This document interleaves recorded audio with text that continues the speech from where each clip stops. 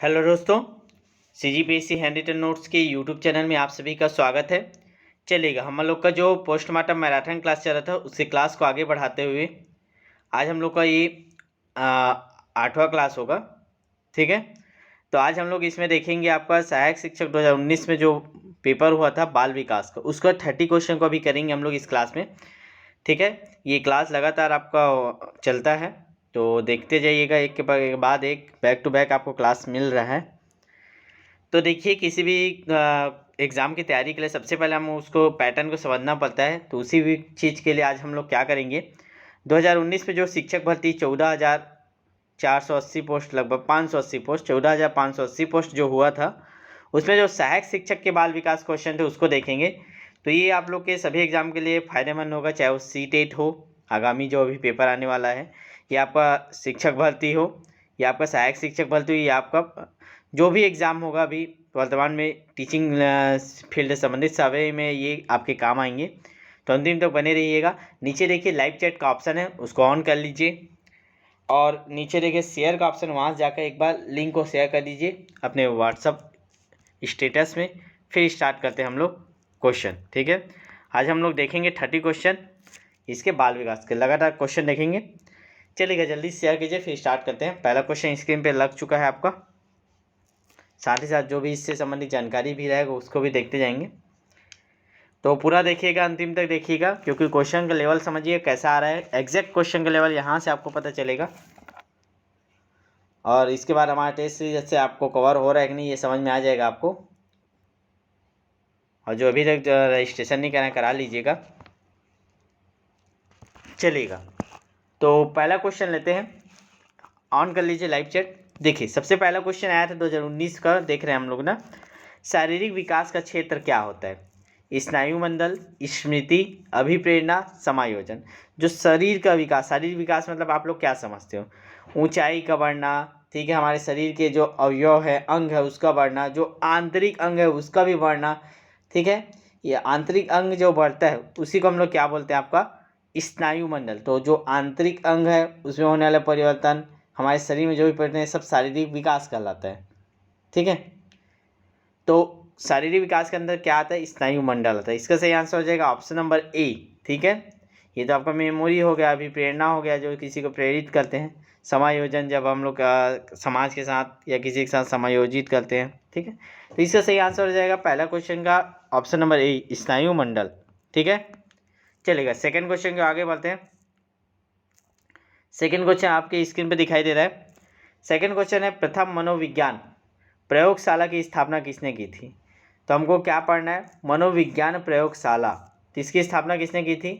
तो इसकी स्थापना की थी किसने, आपको बताइए, कमेंट कीजिए। Galton, Kurt Lewin, Wood, Watson. चलेगा, 4 ऑप्शन आपके सामने हैं। प्रथम मनोविज्ञान प्रयोगशाला की स्थापना किसने की थी? आपको यह क्वेश्चन कराया हुआ है। ठीक है, चलिए जल्दी जल्दी कमेंट करेंगे आप लोग लाइव चैट में सभी लोग। और फिर से इसके बाद इसके बाद अगला बैक टू बैक क्लास चलेगा। ठीक है, इसके बाद आप इस अगला सेक्शन इसका अपलोड कर देंगे, तो देख लीजिएगा, क्लास हो जाएगा अगला। इसका सही आंसर क्या होगा? Option number C, Wundt. ठीक है, तो प्रसिद्ध जर्मन के थे मनोवैज्ञानिक, ठीक है, वुड ने प्रथम मनोवैज्ञानिक प्रयोगशाला की स्थापना की थी। कब की थी? तो ये भी याद रखिएगा आप लोग, इसका 1879 है। डेट क्या है इसका? तो कब स्थापित किया था? तो 1879। ठीक है, याद रखिएगा इस डेट को। ठीक है, कहाँ के थे? जर्मनी के लिप्सिंग शहर में थे। ठीक है, चलेगा, तो प्रथम मनोवैज्ञानिक या प्रायोगिक मनोवैज्ञानिक का जनक भी कहा जाता है, इसको याद रखिएगा। ठीक है, प्रायोगिक मनोविज्ञान का जनक किसको बोलते हैं? तो वुंड को। ठीक है, ऑप्शन नंबर सी इसका सही आंसर है। चलिएगा, क्वेश्चन नंबर तीसरे की ओर आगे बढ़ते हैं। क्वेश्चन नंबर तीसरा आपको स्क्रीन में दिखाई दे रहा है। चलिएगा, एनसीएफ 2005 से क्वेश्चन बनता है, तो देखते हैं कैसा बना था 2019 में। एनसीएफ 2005 के अनुसार त्रुटियां महत्वपूर्ण हैं क्योंकि वे शिक्षक को छात्रों को दंडित करने का मार्ग प्रशस्त करती है, एक महत्वपूर्ण उपकरण है जिसके द्वारा छात्रों को उत्तीर्ण अनुत्तीर्ण समूह में बांटा जा सकता है, बालक की विचार प्रणाली की अंतर्दृष्टि प्रदान करती है और समाधान प्राप्त करने में सहायक होती है, छात्रों के बीच भेदभाव के लिए स्थान बनाती है। तो चलिए इसका सही आंसर दीजिएगा। चारों ऑप्शन आपकी स्क्रीन पे दिखाई दे रहा है। एनसीईआरटी 2005 के अनुसार त्रुटियों के संबंध में आपको जानकारी देना है। त्रुटियाँ क्या करती है त्रुटियाँ। चलिएगा तीसरा का बताइए, 1 2 3 का क्या आंसर कर दीजिए। तीसरा का 1 2 3 4 जैसे भी आपको सही लगे, ऐसे क्वेश्चन आपको देखने मिलेगा फिर से। तो चलिएगा इसका सही आंसर हो जाएगा ऑप्शन नंबर सी, बालक की विचार प्रणाली की अंतर्दृष्टि प्रदान करती है और समाधान प्राप्त करने में सहायता करती है। देखिए पहला तो दंडित शब्द आ गया, मतलब ये कट हो गया आंसर, ठीक है। उत्तीर्ण अनुत्तीर्ण में बांट रहा है, ये भी कट हो गया। भेदभाव के लिए भेदभाव करना ही नहीं है तो ये भी कट हो गया। तो सही आंसर है ऑप्शन नंबर सी। आपको नहीं भी पता रहेगा ना, आप एलिमिनेट करते जाएंगे तो आपको आंसर मिल जाएगा, ठीक है। नेक्स्ट क्वेश्चन को आगे बढ़े जी, चलेगा। क्वेश्चन नंबर चौथा क्या बोलता है, क्वेश्चन नंबर चौथा देखते हैं। एक कबूतर को हरे प्रकाश पर चोंच मारने के लिए प्रशिक्षित किया गया। जैसे एक पिक्चर देखे थे आप लोग, जब वो चोरी करने जाता है डायमंड का, तो चूहा को प्रशिक्षित करे तो फिर लेजर लाइट दिखाते दिखाते लेके जाता है, फिर वो जो सिक्योरिटी बना है तो वहाँ चूहा घुसा ले तो बजने लगता है बजल, सभी इधर उधर भागने लगता, फिर जाके निकाल लेता है। तो वैसे ही प्रशिक्षित किया जाता है। एक कबूतर को जब हरे प्रकाश पर चोंच मारने के लिए प्रशिक्षित किया गया, अब यदि वह सभी रंगों के प्रकाश बिंदु पर चोंच मारता है तो ये घटना क्या हो गया, क्या त्रुटि हो गई उसमें। उद्दीपन सामान्यीकरण, प्रतिक्रिया सामान्यीकरण, सामान्यीकरण प्रवणता या विभेद। तो क्या घटना हो गया, वो सभी पे चोंच मार रहे हैं ना। प्रशिक्षित तो किए थे कि ये हरे पे मारना है, लेकिन सब में चोंच मार रहा है। तो चलिए बताइए इसका आंसर क्या होगा। अगर आप क्वेश्चन पेपर का सॉल्यूशन देख चुके हैं तो भी आप इसको देखिए एक बार, आपका रिवाइज हो जाएगा, साथ साथ कुछ फैक्ट भी आपको मिल जाएंगे। चलिए कमेंट कीजिए लाइव चैट में इसका आंसर क्या होगा। तो इसका सही आंसर हो जाएगा ऑप्शन में उद्दीपन सामान्यीकरण, ठीक है। देखिए कबूतर को जब हम लोग हरी प्रकाश पर चोंच मारने के लिए प्रशिक्षित किया जाता है, यदि वो सभी रंगों के प्रकाश पर चोंच मारे तो ये घटना क्या कहलाएगा, उद्दीपन सामान्यीकरण को दर्शाता है। क्योंकि देखिए इस स्थिति में कबूतर विभिन्न रंगों के प्रकाश बिंदु में विभेद करने में असक्षम है। वो भेद नहीं कर रहे कौन सा हमारा हरा प्रकाश है कौन सा दूसरा है, तो मेरे को हरा मानना है, तो भेद नहीं कर पा रहे, ठीक है। तथा उसे विभिन्न बिंदुओं के सामान्यीकरण प्रतीत होता है, सब सामान्य लगता है इसीलिए वो सभी पे चोंच मार देता है, इसीलिए क्या होगा इसका आंसर उद्दीपन सामान्यीकरण। चलिएगा क्वेश्चन नंबर 5 देखेंगे। क्वेश्चन नंबर 5 आपके स्क्रीन पे दिखाई दे रहा है, भावनाओं की अभिव्यक्ति की जाती है।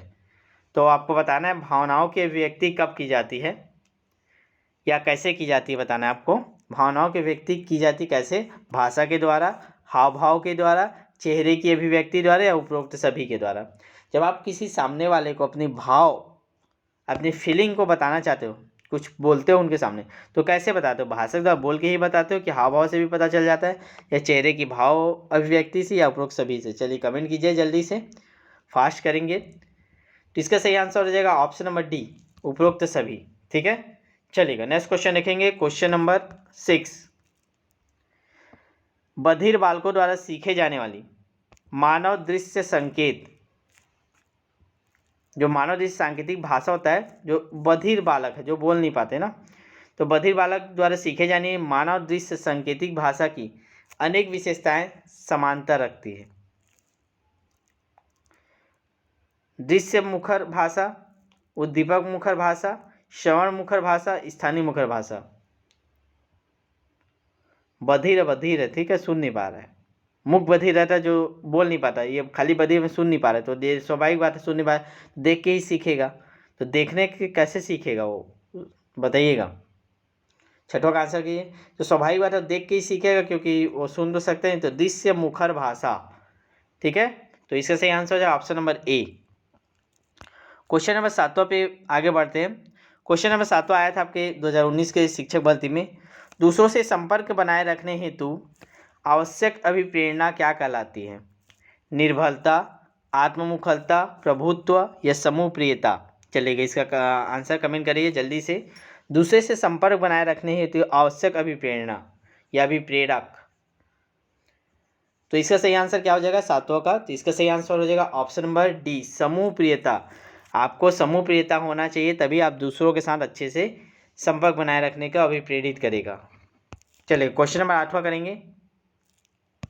ये क्वेश्चन मैं आपको करवा चुका हूँ, मतलब हमारा जो ये अलग था, बाकी सेम था। एक बच्चे की मानसिक आयु 12 वर्ष है, 12 वर्ष का बच्चा है। मानसिक आयु 12 वर्ष है, वास्तविक आयु 10 वर्ष, मतलब 10 वर्ष का बच्चा है, लेकिन उसका दिमाग 2 वर्ष ज़्यादा चल रहा है, तो उसकी बुद्धि लब्धि क्या होगी। तो आपको बार बार फार्मूला मैं बता चुका हूँ कि बुद्धि लब्धि बराबर क्या होता है, मानसिक आयु बता वास्तविक आयु गुणित 100। ये आपका बुद्धि लब्धि का फार्मूला होता है। नहीं पता होगा तो इसको लिख लीजिए, याद कर लीजिए, दिमाग में बैसा लीजिए। इसी फार्मूला पर जब हम लोग रखेंगे तो मानसिक आयु कितना है, ऊपर रखाएगा 12 है, सॉरी, ऊपर रखाएगा 12, नीचे रखाएगा 10, गुणित होगा 100। ठीक है, जब हम लोग इसको काटेंगे तो क्या हो जाएगा, 10 से 1 कम, 10 दाम, और 12 से गुणित 10 कितना हो जाएगा, 120। तो इसका सही आंसर हो जाएगा 120। ठीक है, चलिए आगे बढ़ेंगे। और 120 को अब क्या बोलेंगे हम लोग, तो ये याद रखिएगा, प्रतिभाशाली बालक की श्रेणी में आएगा। 120 इसका आंसर आया, तो ये क्या हो जाएगा, प्रतिभाशाली बालक की श्रेणी में आएगा। ठीक है, चलेगा, आगे बढ़ेंगे जी। क्वेश्चन नंबर 9 देख लेते हैं। क्वेश्चन नंबर 9 चलेगा, बुद्धि 7 विभिन्न प्राथमिक मानसिक क्षमताओं का युग्म है। ये किसने कहा है, देखिए परिभाषा से एक क्वेश्चन आता है। आपको बहुत सारा परिभाषा हम लोग कवर करा रहे हैं, चाहे वो टेस्ट सीरीज में आपके लगातार परिभाषा दे रहे हैं, या आपकी फ्री इसमें जो क्लास चल रहा है यूट्यूब में उसमें दे रहे हैं। ठीक है, तो देखिएगा, बुद्धि का 7 विभिन्न प्राथमिक मानसिक क्षमताओं का युग्म है। ये किसने कहा है, गार्डनर, स्टर्नबर्ग, बीने या थॉमसन। चलिए कमेंट कीजिए आप लोग। देखिए इसका सही आंसर हो जाएगा ऑप्शन नंबर डी, थर्स्टन। ठीक है, थर्स्टन के अनुसार बुद्धि 7 विभिन्न प्राथमिक मानसिक क्षमताओं का युग्म मानी जाती है। इसे बुद्धि का समूह कारक सिद्धांत भी कहा जाता है। याद रखिएगा, बुद्धि का समूह कारक सिद्धांत भी इसको बोला जाता है। थर्स्टन के साथ कौन कौन से हैं, तो ध्यान दीजिएगा, वाचिक भाषिक योग्यता, संख्यात्मक योग्यता, वस्तु प्रेरण योग्यता, प्रत्यक्ष कारक योग्यता, स्मृति कारक योग्यता, तार्किक योग्यता। ठीक है, और शाब्दिक। तो याद रखिएगा, वाचिक, भाषिक, संख्यात्मक, वस्तु प्रेरण, प्रत्यक्ष, स्मृति, तार्किक, शाब्दिक, ये 7 प्रकार के हुए। ठीक है, चलेगा, क्वेश्चन नंबर 10वां देखेंगे। क्वेश्चन नंबर 10वां क्या बोलता है, कक्षा में अनुपस्थिति को कम किया जा सकता है। कैसे में अनुपस्थिति को कम करेंगे हम लोग, छात्रों से यह कहना कि कक्षा में अनुपस्थित रहना बुरा है, छात्रों को दंड दिया जाए, अनुपस्थिति के तथ्य को अनदेखा करें, कक्षा को अनवरत व प्रभावपूर्ण रूप से संचालित करें। चलिए इसका सही आंसर आप लोग बताइएगा। देखिए मेरे समय क्या होता था, हम लोग जब अनुपस्थित हो जाते थे, अगले दिन हमको 2 रुपये पैसा देना पड़ता था। जो कक्षा में नहीं आता था या एप्लीकेशन नहीं देता था, उसको 2 रुपये फाइन लगता था। तो हम लोग पैसे के डर से जाते थे, छोटे थे तो, कि 2 रुपये लग जाएगा, 2 रुपये लगेगा, एप्लीकेशन देते थे या जाते थे। ठीक है, तो हमारे समय वो चलता था, लेकिन वो गलत है। नियम से क्या होना चाहिए, तो नियम से इसका सही आंसर क्या होगा, आप लोग बता दीजिए। तो इसका सही आंसर हो जाएगा ऑप्शन नंबर डी, कक्षा को अनवरत व प्रभावपूर्ण रूप से चलाना चाहिए। अगर प्रभावपूर्ण हमारा कक्षा चलेगा तो ऑटोमेटिक है कि बच्चा क्या करेगा, डेली क्लास आएगा, उसको मज़ा आएगा। ठीक है, तो इसका सही आंसर ऑप्शन नंबर डी। चलेगा, नेक्स्ट क्वेश्चन देखेंगे, क्वेश्चन नंबर 11।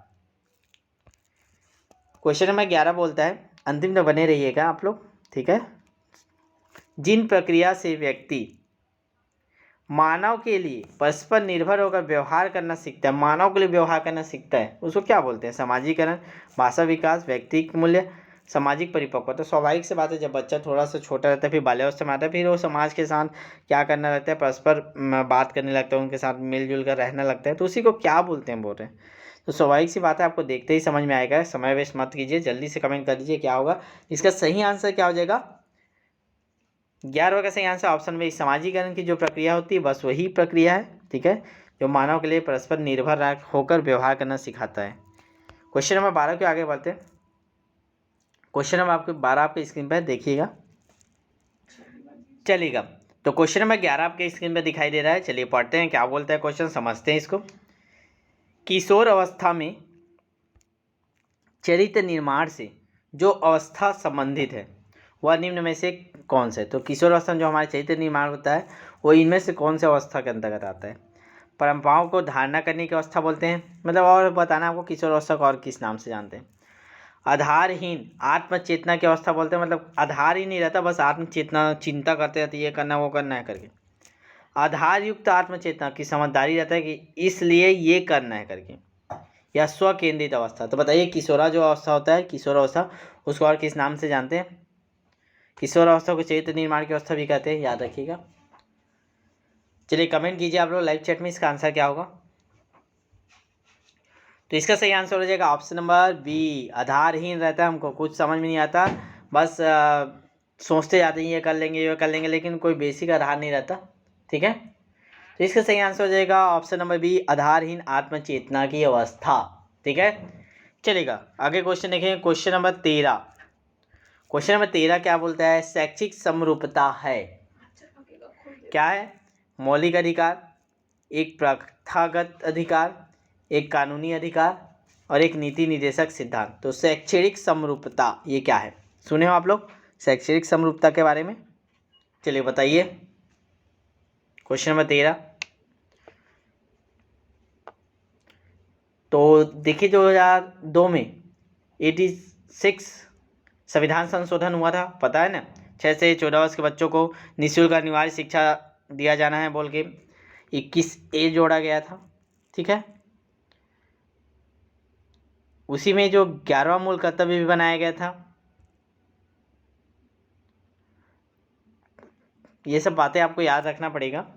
ठीक है, चलिए इसका सही आंसर आप लोग बता दीजिए। इसका सही आंसर क्या है? एक मौलिक अधिकार, शैक्षिक समरूपता, सभी को शिक्षा का समान अधिकार, जो यही 21A के तहत आपको बनाया गया था।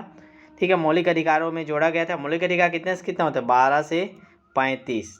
ठीक है, याद रखिए 12 से 35 हमारा आपका मौलिक अधिकार के अंतर्गत आता है, जिसमें 21A आपका 6 से 14 वर्ष के बच्चों को निःशुल्क अनिवार्य शिक्षा का अधिकार देता है। तो ये हमारा किस में आ जाता है? शैक्षिक समरूपता मौलिक अधिकार के अंतर्गत आ जाता है। ठीक है, चलेगा नेक्स्ट क्वेश्चन करेंगे, आगे बढ़ेंगे। क्वेश्चन नंबर 14, क्वेश्चन नंबर 14 आपकी स्क्रीन पे दिखाई दे रहा है। क्वेश्चन नंबर 14 क्या बोलता है? RTE 2019 के तहत राज्य में बालक अधिकार संरक्षण संस्था कौन सी है? बताइएगा। SIERT, SCPCR, SDMC या ग्रुप में से कोई नहीं। बालक के अधिकार संरक्षण के लिए संस्था 2009 में कौन सा बना था? तो इसका सही आंसर हो जाएगा option number B, SCPCR, SCPCR। ठीक है, ये कब बना था? 2009 में बना था। क्या है ये? बालक के अधिकार संरक्षण वाली संस्था है। ठीक है, अगर इसका फुल फॉर्म देखने की कोशिश करेंगे तो ध्यान दीजिएगा, फुल फॉर्म पूछ सकता है। तो फुल फॉर्म के लिए आप लोग याद रखेंगे, एस से क्या हो जाएगा आपका? स्टेट, सी से हो जाएगा आपका commission for the protection, P से क्या होगा? प्रोटेक्शन।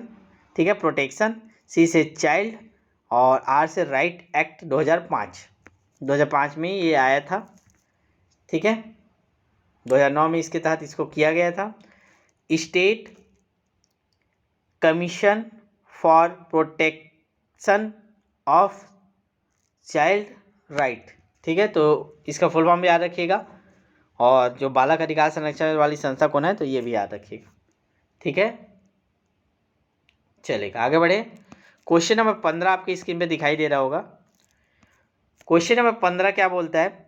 व्यक्तित्व विकास की अवस्था है, स्वाभाविक सी बात है, जो व्यक्तित्व विकास की अवस्था कौन सी है बताइएगा? अधिगम या बुद्धि, व्यक्तिगत अध्ययन, उपचारात्मक अध्ययन, उपरोक्त में से कोई नहीं। किसको हम लोग व्यक्तित्व विकास की अवस्था बोलते हैं? क्वेश्चन नंबर 15 का आंसर आप लोग कमेंट कीजिए, और जितने लोग भी देख रहे हैं ना, चैनल को सब्सक्राइब जरूर करके रखिएगा।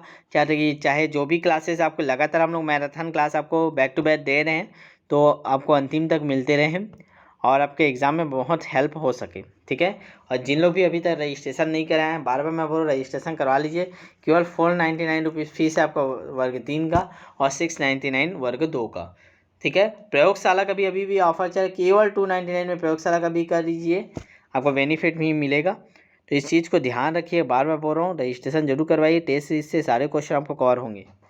क्वेश्चन नंबर 15 का आंसर देख लेते हैं। चलिए इसका आंसर क्या हो जाएगा? तो इसका सही आंसर ऑप्शन नंबर ए, अधिगम एवं वृद्धि। तो व्यक्तित्व विकास, विकास मतलब एक तो पढ़ाई में आपका विकास होना चाहिए, वृद्धि में, तो ये दोनों आपका आंसर आएगा, अधिगम एवं वृद्धि। ठीक है, चलेगा। नेक्स्ट क्वेश्चन को आगे बढ़ते हैं। Question number 16। क्वेश्चन नंबर 16 क्या बोलता है? एक बालक को सुनने में परेशानी हो रही है। एक बालक है जो सुन नहीं पा रहा है, सुनने में उसको परेशानी हो रही है। यदि वार्तालाप के दौरान वो वक्ता के पास आ जाता है, अधिकतया वह जोर से बोलता है, आपको कैसे पता चलेगा? मेन क्वेश्चन को समझिए। आपको ये बताना है कि एक बच्चा जो सुनने में उसको परेशानी हो रही है, आपको कैसे पता चलेगा? जब वार्तालाप के दौरान वो अगर आप उससे बात करो, तो आप बात करने के दौरान वो आपके एकदम पास आ जाता है, तब आपको पता चल जाएगा कि इसको सुनने में परेशानी है। या अधिकतया वो जोर से बोलता है, क्योंकि याद रखिएगा, उसको कम सुनाई देता है, मतलब उसको लगेगा सामने वाले को भी कम सुनाई देगा करके वो जोर से बोलेगा। या शिक्षक से वह सामान्यतः कृपया पुनः बताएं बोलते, बार बार बोलते सर एक बार बताइए ना, तो मतलब उसको सुनने में परेशानी है। या उपरोक्त सभी, तो बताइए क्या होगा इसका सही आंसर, कमेंट कीजिए। तो इसका सही आंसर हो जाएगा ऑप्शन नंबर डी, उपरोक्त सभी। याद रखिएगा, क्वेश्चन नंबर 16 का आंसर हो जाएगा उपरोक्त सभी। चलेगा, आगे देखेंगे। Question number 17। शरीर में आकार में वृद्धि होती है, इसको क्या बोलते हैं? शारीरिक या गत्यात्मक विकास, संवेगात्मक विकास, संज्ञानात्मक विकास, नैतिक विकास। जो हमारे शरीर में आकार में वृद्धि हो रहा है ना, फिजिकल रूप से, तो उसको क्या बोलते हैं? सभी को पता होगा, जल्दी से कमेंट कीजिए। इसको हम लोग क्या बोलते हैं? ऑप्शन नंबर ए, शारीरिक एवं गत्यात्मक अवस्था। फास्ट करवा रहा हूँ थोड़ा सा, ठीक है, ताकि पूरा 30 क्वेश्चन आप कवर कर लें आज की क्लास में। इसमें फिर नेक्स्ट सेक्शन का नेक्स्ट चलेगा आगे। क्वेश्चन नंबर 18 बोलता है, परीक्षण जिनमें लिखित शब्दों को शामिल किया जाता है क्या कहलाता है? शाब्दिक परीक्षण, लिखित परीक्षा, मौखिक परीक्षा, भाषा परीक्षण। तो स्वाभाविक सी बात है, इसमें समय वेस्ट करने की जरूरत ही नहीं है, जल्दी बताइए।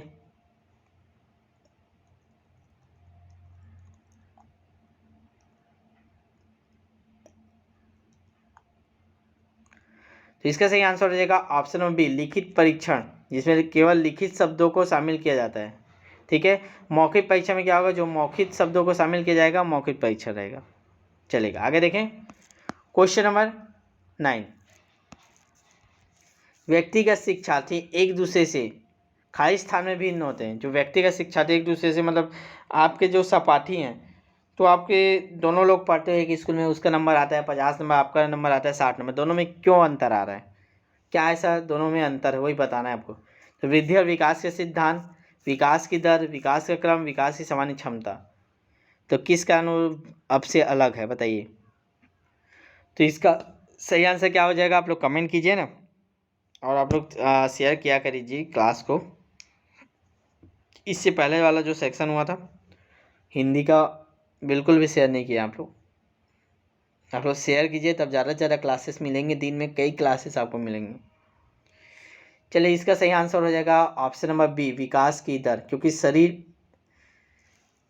ठीक है, क्योंकि व्यक्तिगत शिक्षार्थी क्यों एक दूसरे, तो विकास की दर अलग अलग होती है। किसी में मानसिक आयु, बुद्धि लब्धि, आप लोग पढ़े हो ना, किसी की बुद्धि लब्धि ज़्यादा होता है, किसी की बुद्धि लब्धि कम होता है, तो इस प्रकार से ये विकास की दर के अंतर्गत आएगा। ठीक है, चलेगा। नेक्स्ट क्वेश्चन देखें।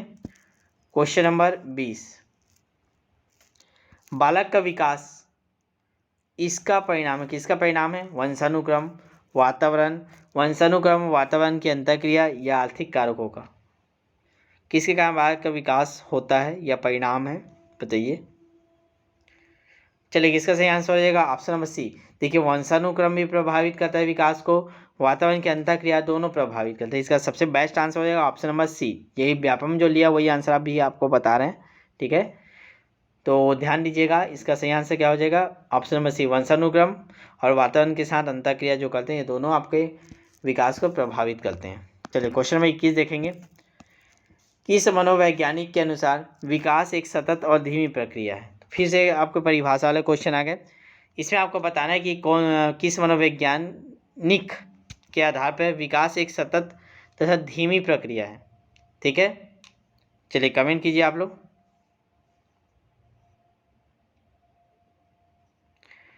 चलिएगा, इसका सही आंसर हो जाएगा ऑप्शन नंबर सी, स्किनर के अनुसार। स्किनर बोला है कि किसी मनोवैज्ञानिक के अनुसार विकास एक सतत और धीमी प्रक्रिया है। विकास एक सतत और धीमी प्रक्रिया, लगातार चलने वाली प्रक्रिया है, लेकिन धीरे धीरे चले। कौन बोला? स्किनर, याद रखिएगा। चलिए क्वेश्चन नंबर 22 देख लेते हैं।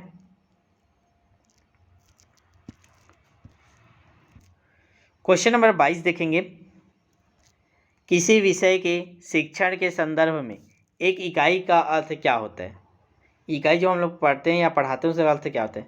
पाठ्य योजना के एक भाग जैसे नियत कार्य की भूमिका, कक्षा अवधि में शिक्षकों के द्वारा पढ़ाया गया भाग, कुछ प्रकरण जिसे पूरा करने के लिए कुछ पाठों की आवश्यकता हो सकती है, या उपरोक्त में से कोई नहीं। जो आप लोग इकाई पहला इकाई दूसरा ऐसे का पढ़ते हो ना, तो उसी में पूछा हुआ इकाई का अर्थ क्या होता है।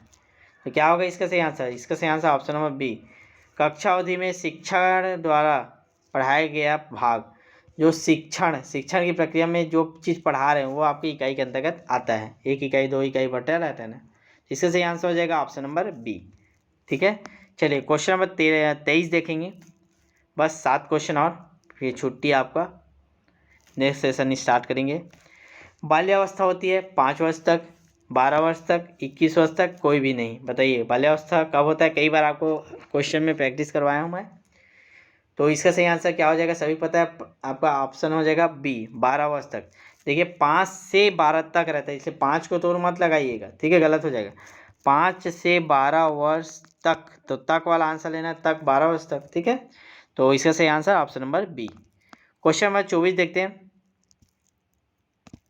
किसी व्यक्ति को आधिकारिक रूप से मानसिक मंदिर कहा जाता है, उसकी बुद्धि लब्धि कितना है। तो मानसिक मंदिर शब्द बोले मदिर, तो मदिर के लिए कितना होता है। चलिए कमेंट कीजिए, अगर आपको पता होगा तो आप लोग कमेंट कर दीजिए, नहीं पता होगा फिर आगे आंसर देख लेते हैं। तो इसका सही आंसर हो जाएगा ऑप्शन नंबर बी, 70। अगर बुद्धि लब्धि 70 से कम है, कम शब्द बोला है तो 70 से कम है, तो वो मानसिक मंदिर या मानसिक मंदता के अंतर्गत आता है। ठीक है जी, चलिएगा आगे देखते हैं। क्वेश्चन नंबर 25 आपकी स्क्रीन पे है। तनाव और क्रोध की अवस्था किसको बोलते हैं। तो बिल्कुल भी समय देने की जरूरत नहीं है, आप सभी को इसका आंसर पता ही है।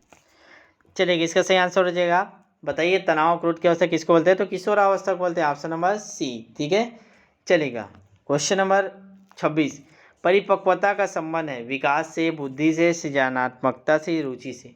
किससे संबंधित है परिपक्वता। तो इसका सही आंसर हो जाएगा ऑप्शन नंबर ए, विकास से।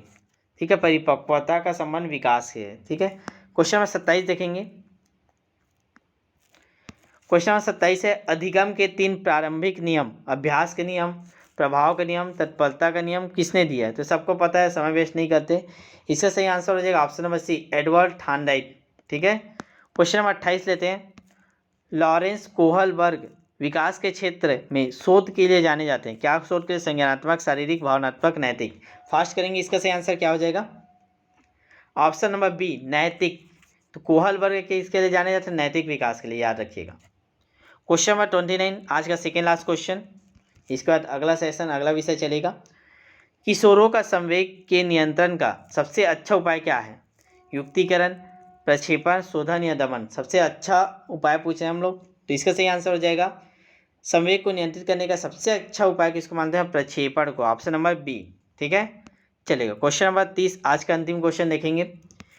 एक बुद्धि परीक्षण जो आपके भविष्य में कार्य करने की प्रकृति को भविष्यवाणी करता है, उसको क्या बोलते हैं। तो स्वाभाविक सी बात है, समायोजन, दुश्चिंता, अभियोग्यता, उपलब्धि परीक्षण। तो इसका सही आंसर क्या हो जाएगा, तो आंसर आपको बता देता हूँ, अभियोग्यता परीक्षण। तो जो अभियोग्यता परीक्षण उसी के द्वारा हमको पता चलता है कि भविष्य में कार्य करने की प्रकृति कैसे रहेगी, हम क्या काम करेंगे। ठीक है, तो आज इस सेक्शन में 30 क्वेश्चन करते हैं, नेक्स्ट आपका आगे कंटिन्यू चलेगा। ठीक है, तो ज़्यादा से ज़्यादा आप लोग शेयर कीजिए और सब्सक्राइब नहीं किए होंगे सब्सक्राइब कर दीजिएगा। जो हमारा बैच ज्वाइन नहीं किए हैं अभी भी मौका, आप बैच ज्वाइन कर लीजिए ताकि बाद में आपको पछताना ना पड़े। जो भी जैसे आप लोग टीचर भर्ती में आपका जो टेट हुआ था तो उसमें 5 नंबर 7 नंबर चूँकि उन लोग पछता रहे हैं ना कि सर थोड़ा सा पढ़ लिए रहते, 5 नंबर 4 नंबर का रुकना नहीं पड़ता। तो गलती मत कीजिए, 5 साल में एक बार आता है, लाखों रुपये खर्चा किए डीएड बीएड में। तो सहायक शिक्षक शिक्षक दोनों के बैच चल जरूर ज्वाइन कर लीजिए, एकदम नॉमिनल फीस रखें, कोई भी दे सकता है। ठीक है, तो ये नंबर आपको हमारे स्क्रीन पे दिखाई दे, इसमें मैसेज करके आप जुड़ जाइए। ठीक है, चलिएगा, मिलते हैं फिर नेक्स्ट सेक्शन में।